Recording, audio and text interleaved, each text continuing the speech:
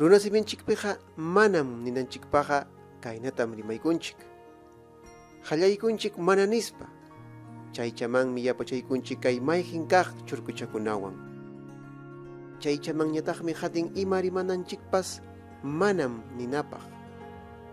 Chaychamanmi yapachaykunchik kay churkuchawan, chu nisqawan. Hawaykusunchik. Mana murumichu.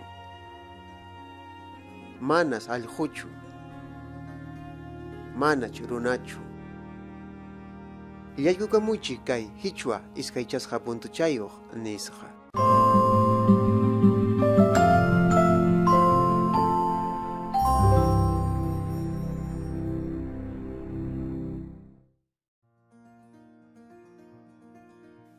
Como sabemos, las oraciones negativas son aquellas en las que se expresa disconformidad entre el sujeto y lo atribuido a éste por el predicado. En quechua, esta clase de oraciones se expresa mediante la siguiente estructura.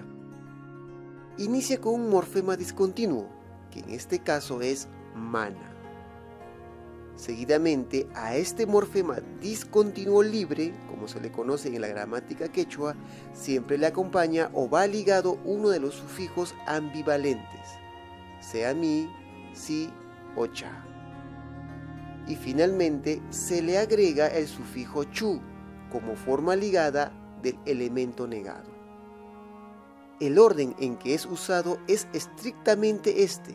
La forma libre precede a la ligada. Veamos. Manam allinchu. Mana suachu. Mana chayanhakuchu.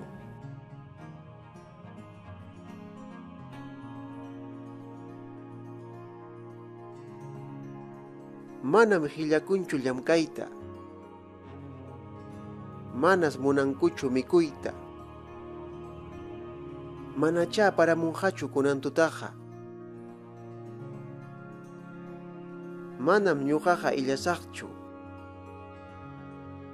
Manas Pedroqa estudianqachu.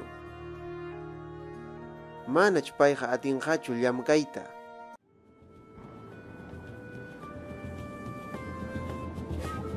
Bueno, chayllam chay wawqipani. Si te resultó útil este video, no te olvides darle me gusta y compartirlo en tus redes sociales. Me ayudarías muchísimo a que crezca este canal. Nos vemos en el próximo video. Tupananchikama, wawqipani.